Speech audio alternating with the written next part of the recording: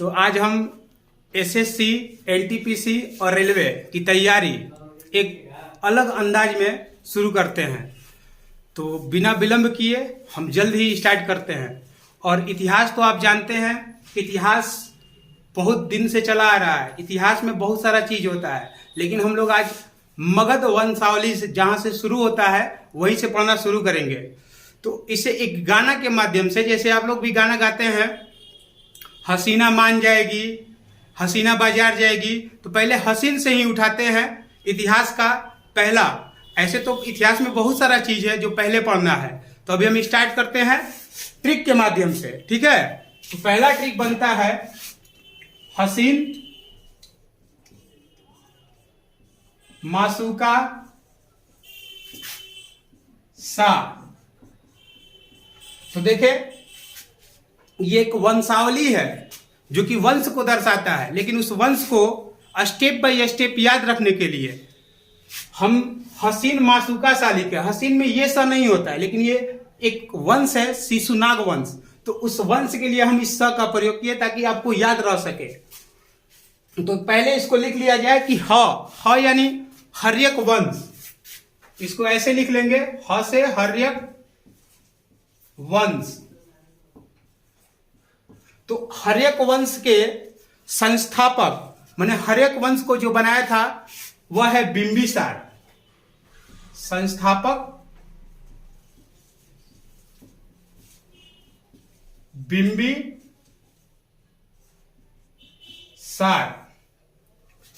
तो जो बिंबिसार था, इसका नाम श्रेणिक भी कहा जाता है और इसका राजधानी राजगिरी था।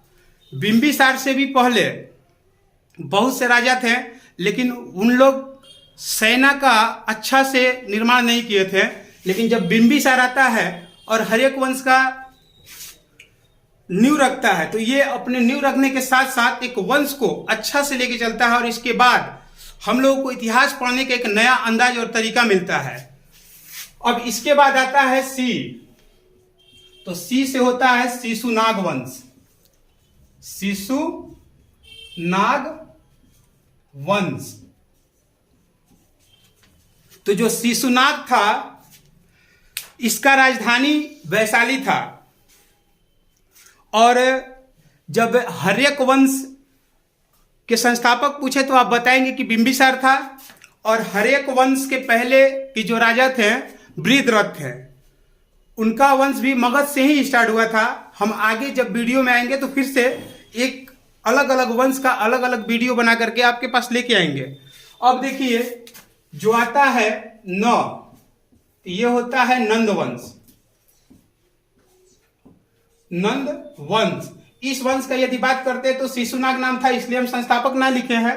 संस्थापक यही था। नंद वंश के संस्थापक थे महापद्म नंद।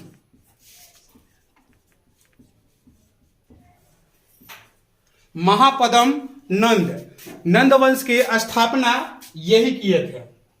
और कहा जाता है कि क्षत्रिय राजा, ये लोग सभी क्षत्रिय राजा थे और गैर क्षत्रिय राजा यही थे। ये जाति से नाई थे। और इस वंश के अंतिम शासक घनानंद को सभी लोग जानते हैं। घनानंद को मार करके ही यहां से नए वंश का निर्माण होता है, जिस वंश का बहुत ही लंबा काल चला। उस वंश का नाम है मौर्य वंश। तो उसके लिए हम माँ शब्द का प्रयोग किए हैं। तो माँ से होता है मौर्य वंश।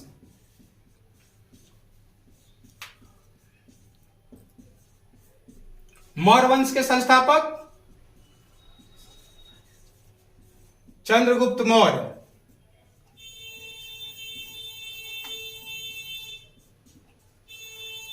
तो देखें, मौर्य वंश संस्थापक चंद्रगुप्त मौर्य। और चंद्रगुप्त मौर्य का अंतिम शासक जो था बृहद्रथ ही था। उसको इन लोगों में देखिए, जब आता है चंद्रगुप्त मौर्य तो इनका वंशावली अलग है। तो वह सब हम एक एक वंश का अलग अलग वीडियो बनाएंगे।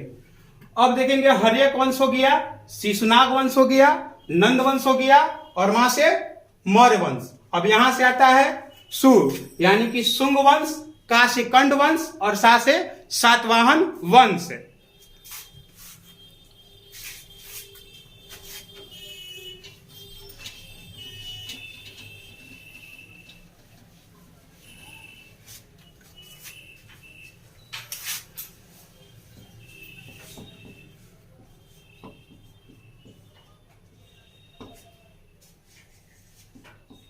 अभी हम जो बोले, मौर्य वंश के अंतिम शासक बृहद्रथ था और बृहद्रथ को उसका सेनापति पुष्यमित्र शुंग, किस शुंग वंश के संस्थापक थे?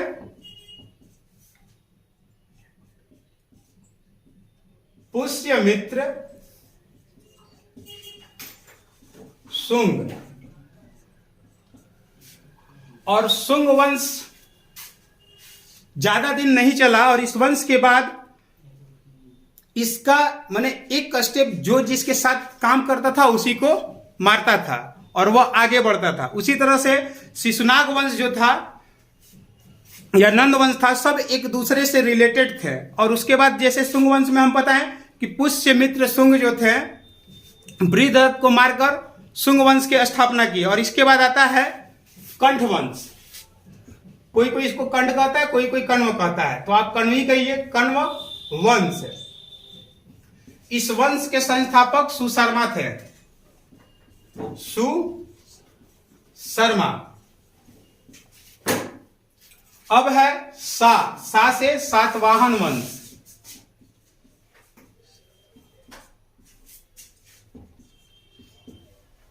सातवाहन वंश सिक्का के लिए जाना जाता है। ये बहुत सारे धातुओं का सिक्का बना करके लाया, जैसे शीशा से चलने वाला और पीतल, तांबा, ये बहुत तरह के, बहुत अनेक प्रकार तरह के सिक्का लाया। अगर बात किया जाए कि क्वाइंस चलाने वाले पहले संस्था वंश कौन था, तो यही थे। अब सोना चांदी का बात किया जाएगा तो वह यूनानी है, अगले वीडियो में वो सब भी हम लोग जानेंगे।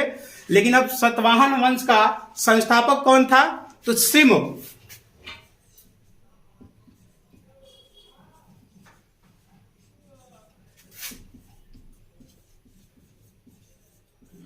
तो इस तरह से हम सारे वंशावली को एक गाना के माध्यम से हसीन मासूका सा करते हुए पूरा किए और पारा पारी जाने की कौन सा है। और कल अगले वीडियो में हम मिलेंगे तो आएंगे हर एक वंश के साथ और जानेंगे हर एक वंश किस तरह से स्टार्ट होता है।